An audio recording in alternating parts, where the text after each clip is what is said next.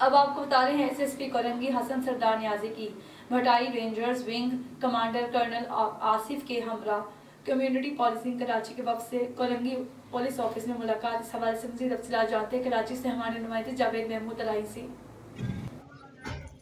जी बिल्कुल, एसएसपी जिला कोरंगी हसन सरदार नियाजी की Bhittai Rangers wing commander colonel Asif के हमरा कम्युनिटी पुलिसिंग कराची सीपीके के वफ्द से कोरंगी पुलिस ऑफिस में मुलाकात की।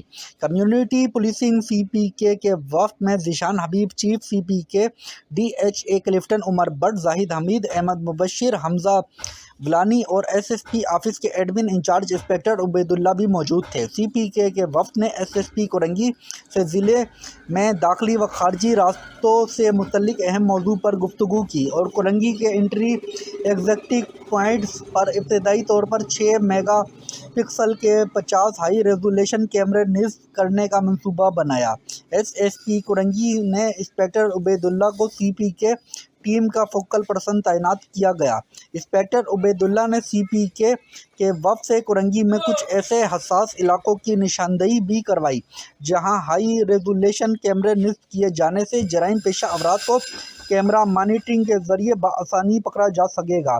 कैमरों में एनपीआर कैमरे गाड़ियों और मोटरसाइकिलों की नंबर प्लेट्स को देखने में पुलिस के लिए इंतहाई कारआमद साबित होंगे और जराइम की सरकूबी, खसूसी तौर पर स्ट्रीट क्राइम की शरह कम करने में मदद मिलेगी। एसएसपी ज़िला कोरंगी हसन सरदार नियाजी ने सीपीके मॉनिटरिंग रूम के लिए कोरंगी सनती एरिया थाने में बनाए जाने का इरादा किया। सीपीके के वफ्द ने एसएसपी कोरंगी को शील्ड भी पेश की।